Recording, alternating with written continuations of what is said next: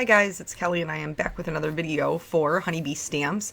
I'm super into this two-fur situation right now. I don't really know why, but I can't stop myself from making two cards, it seems, whenever I sit down. Using lots of products today. So I'm using the Decal Edge Circles, High Honey Sentiment Set, the Cosmos stamp and the die, Birds and the Bees, and then the Beehive. This is normally, that's way more product than I normally use. But I thought that it would be fun to kind of do a, I don't know, I guess like one on the inside and one on the outside, just to kind of show you, like if you're a clean and simple stamper, like these things will work for you. And then if you're somebody who's a little bit more busy, or you like a more layered look, this will also work for you. So I kind of traced that die just so I could see where my stamping was going to be. For the card that is in the set, I'm going to do the stamping of my scene in the background on a large piece of paper, this one, hello. And then on the other one, the one that's going to be popped up, I'm going to do it on the positive of the die. So yeah, I don't know, I just thought it would be fun. And like I said, I think the last 3 videos I put up have been 2 cards. So I'm stamping out this tree branch. I'm using Gina K Amalgam ink because it is Copic safe, and I'm going to be doing lots of Copic coloring. Here I'm putting that die cut down, that way I don't even have to move my tree branch. Stamp positioners, so handy. I use the Misty, that is the one that I prefer. So just going to stamp that down, and I'm not putting a ton of pressure on the edges, so I don't have to worry about it like being darker than the other areas. I'm going to leave that circle in place to do the beehive, which this beehive is large. If you want a smaller one, there is a smaller one in the Birds and the Bees set, but I wanted it to look like it was like a close-up of the beehive and like some flowers. I wanted it to look like a close-up. So, and then you'll see, like when we put the flowers on there, it gives a little bit of like depth perception. Because one is stamped flat and then one is popped up. So we'll get there when we get there, like at the end of the video. I included a couple of these cute little bees. There are some tinier bees in the Birds and Bees set, again, to match the size of the hive. These ones are the bigger ones from the actual beehive stamp set. I think that they're super cute, and I am just longing for spring. People, that is where I'm at. We're only halfway through February. I know that, but I also know, living in Northeast Ohio my entire life, that this is around about the time where I start really jonesing. Like, snow and cold is great for Christmas. I can pretty much put up with it through most of January, and then February hits and I'm like, when is it going to stop being cold? I am over this. And here I am in the middle of February, and in fact, I am over it. So very quickly, I'm erasing that line because I'm going to give myself a new one. This one is on the inside edge, and I want it on I need to create a circle, like a guide on the outside edge, so I know where to stop my coloring. Well, where to stop, it doesn't matter. I could color the whole thing, but so where I'm not wasting a ton of ink and all of my areas are still colored, basically. But anyway, I did want to mention that there is a sale going on at the Honeybee Stamp right now, the stamp store, because it's President's Day weekend. And so I think it's 15% off. So if you're watching on YouTube, there'll be a link below for you to go check that out. I decided I was just really I didn't want to cut masks for all the things, guys. And I know that sounds crazy because I love me a 1-layer card and I love me some masking. But I just really was not feeling it because I was already having to deal with the finicky things of the die cuts. And if you know me and you watch my videos, you know I don't love dealing with the finicky things. That's why most of my cards are 1 layer. So I'm just Copic coloring the background. I picked 3 colors, a YG01 for like the illusion of some grass or ground in the background. BG11 is my my mid-tone, so the one that's like my transition color. It's going to make them make friends. And then the B00 is the sky, which blends seamlessly into this BG11. I literally had to do no work whatsoever. And I'm just going to fill that whole area in on both of them, on the large well, it's not really large. It's an A2 size card. I don't know what I'm talking about, large. But on the full piece of, or the full card panel, maybe that's a better way to put it, on the full card panel, and then also on the die cut circle, I am coloring right over those bee wings because bee wings are transparent, so you would be able to see the color behind them. Moving on to the rest of the coloring. So if you have been following my videos, then you know that I had dinner the other night for Eric's birthday, for my boyfriend's birthday. I feel very, I don't know if it's just because I was married for so long or if I am just so old, but it feels very juvenile to me to say the word boyfriend. Oh, my boyfriend. You know what I'm saying? And like, I don't want to diminish his role whatsoever because he's wonderful. It just feels very awkward for me to say.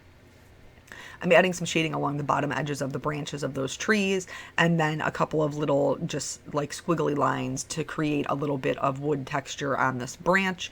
And again, everything's going to be colored the same way, whether it's on the large panel or on the circle die cut, but there's just no reason to show it to you twice. So I did have dinner with his family for his birthday. His birthday actually falls on President's Day. And it went really well. So you guys know that I was a little bit scared going into it, just because I hadn't had to do it in a really long time. Oh, this is totally, by the way, this is overkill for these bees. You don't need this many colors to blend, but I was already using these colors for the flower. And so since I already had them out, I just went ahead and used them. You could probably just do like a Y02, a Y08, and a Y24 if you even needed a 3-color blend, honestly, because they're so small.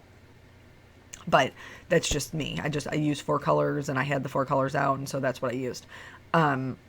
So we went to a little Italian place, and I got to meet his aunt and spend a little bit of time with his cousin, and everybody was really lovely, and his family was very nice, and I probably had no reason to be as nervous as I was, but, you know, it's different, everything's different, and sometimes that can be a little bit scary, but that doesn't mean that different is worse or bad. It just means that I'm finding my new normal.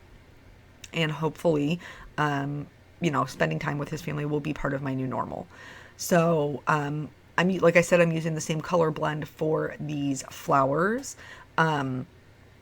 Adding some shading from the base of the flower out toward the middle of the petal, and then adding some shading from the edge of the petal toward the middle so that my highlight is in the center-ish. This just gives them a more rounded look. If you guys... typically watch my videos, you know that this is oftentimes how I color my flowers. It's just the way that I like to do it. If you like to do it differently, that's okay. That's not wrong or bad or whatever. It's just, again, here we go. It's just different. So the restaurant was very nice. And I want your opinion on this. So we went there, and first of all, can we just talk about, like, the waitress was super impressive. They have all of these different kinds of specials, and they're different. I think she said like 3 or 4 nights a week they're different, and she just, no piece of paper, no nothing, just rattled those bad boys off, and I was like, good for you. I remember I never waitressed.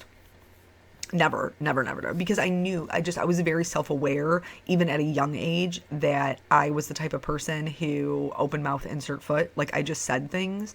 And so I knew I probably should not be in an industry where I was going to be customer service based, where they would require me to tell people things that would appease them and not tell them the truth. Because God just made me a truth teller. He just did. That's just what he made me. And I'm not very good at faking or pretending or any of those things. And I'm sure after all the time we've spent together on YouTube, that probably does not shock you in any way, shape, or form. But I remember her having to study. Where did she work at? I think it was Bob's Big Boy. They aren't even a thing up here anymore. I don't know if they are where you are. Before they were Bob's Big Boy, they were called something else. Shoney's, maybe? Whoo, I'm really dating myself. But anyway, so I remember her having to like study the menu to take this test, because you had to know all of these things on the menu and like what their sides were and what the toppings were.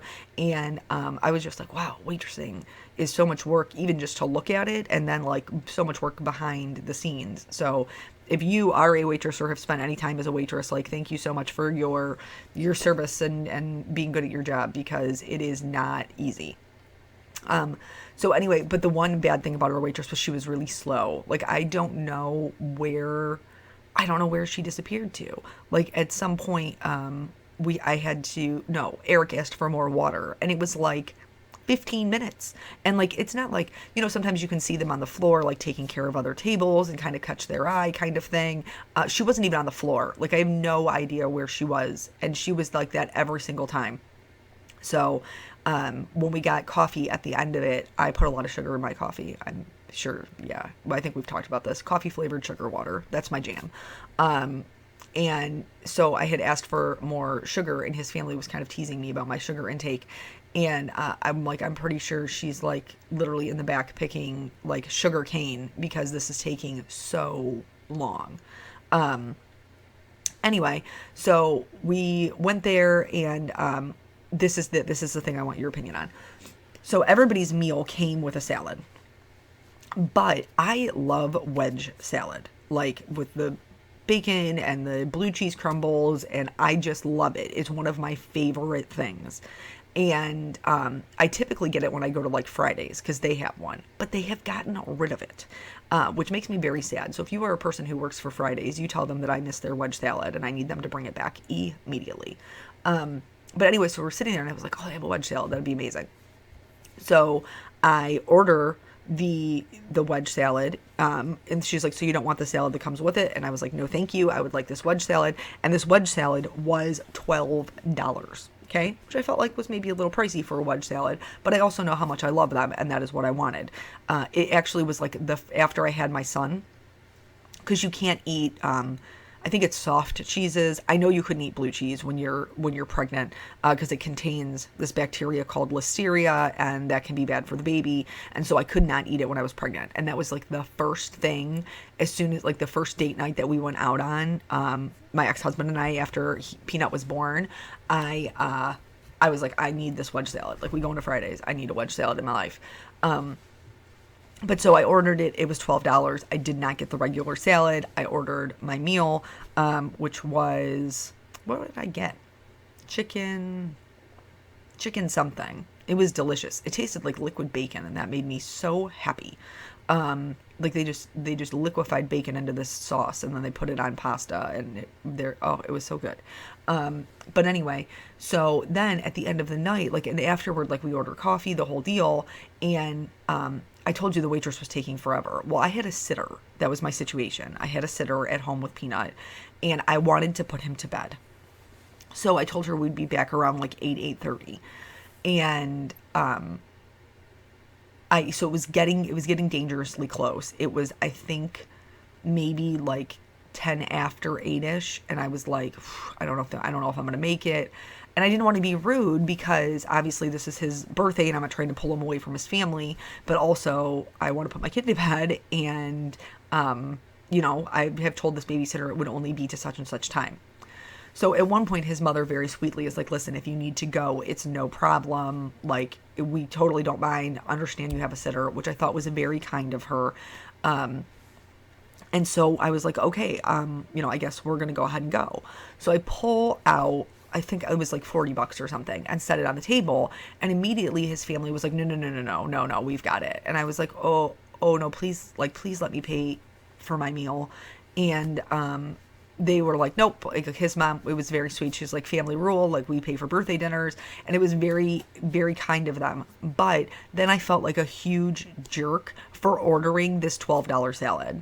Because, like, you guys, I didn't know that they were going to offer to pay for my meal. So can you tell me if they think I'm going to be a rude jerk? Because I don't want them to think that I'm a rude jerk. I was genuinely going to pay for it. I didn't know that they were going to offer to pay. And now I feel bad, basically, for being so extra and ordering this wedge salad that I really wanted and was super delicious. Anywho, I even offered to, like, after they wouldn't let me pay the bill, I was like, can I at least leave the tip? And they were like, nope. So anyway, when I got done with all of the coloring, I felt like the entrance, the doorway into the beehive was not dark enough, so I went back and took that E44 all the way out to the edges. I didn't even talk about the coloring. I'm sorry. I was just like rambling about this dinner, and because I just feel bad. You know what I'm saying? I just feel like they're going to think I'm so rude. So I outlined all of my images like I normally do. I added a couple of little white gel pen highlights into the center of the flower, and then also onto the wings of my bees. I just did little like little commas, little C's on there to set their wings apart. And then I'm going to die cut these flowers out. The reason I didn't do more than one leaf over here on the right hand side is because I knew I was going to cut the other ones off. I knew I wouldn't be able to get that stem up very high. It would really just be the bloom of the flower. So now that this is all said and done, I'm like, okay, I'm going to start building this thing. And then I realized that I have not yet stamped a sentiment, which I don't know. I was like in like some alternate, probably just sitting there worrying about this wedge salad, right? Because I'm generally an overthinker. So I'm just going to put this here for placement. I don't want to stamp with that on the card because it's being adhered with foam adhesive. So that may keep me from getting good contact with the paper. So the first one, which is the one that is popped up, says just because. Isn't that cute? It's so cute. So that one's going to go just at the, well, they're honestly both going to go just at the bottom of the page. So this little just because one, well, and I guess I went with the sentiment because I thought like this would be a very good feminine or masculine card. Bees, feel like are pretty neutral. And then it's just like cute. It's all pretty neutral colors. And then this other one's going to say, hi, honey. Just because, like the little beehive. I just think it's adorable. I love cute things. I can't help it. So I'm going to stamp this down now because I was in the zone and not paying any attention to the fact that I was putting foam tape on the back of this. Don't do what I do. Do what I say. Don't stamp your sentiment. Sorry. Please stamp your sentiment before you put the foam adhesive on the back because it can create like this bumpy texture, which makes it difficult to get a good impression. So don't do that. So here's where I'm putting those flowers on, like we talked about, that I wanted it to be like a close-up, and with that flower being so large and in the front, it pushes the beehive into the background and gives a little bit of depth perception. In order for these to kind of stay in place, I've laid them out where I want them to be, and then I'm going to pull just part of the backing off of a couple of those little foam squares so that I can get them to stick to it. I went a little bit farther than I should have on the left-hand side, and part of it did kind of stick, but again, it's not going to be a big deal. That's all going to be covered up. Then once I have this flipped over, I can go ahead and add the rest of the foam pieces to the areas that are going to be sticking out. So the butt of the flower, a couple of the leaves, you get what I'm saying. And then I'm going to start peeling off all of these little release papers for the foam. I really like putting my card, like my panels like this, on sideways. I just feel like it makes it easier for me to get it straight. I can look at it from the side and know that it's going on where it's supposed to. And then this is card number 1 done. This is obviously the little bit busier, more layered card. And then this one is the one layer seen on the die cut, and then that's just popped up just, right on the card base. So one's inset, and then the other one is popped up just on its own. I'm going to add some clear Wink of Stella to the bee wings, and then a little bit to that flower. And then those are the cards. So again, twofer. Those are both the cards. So thank you guys so much for joining me, and I will catch you on the next video. Bye.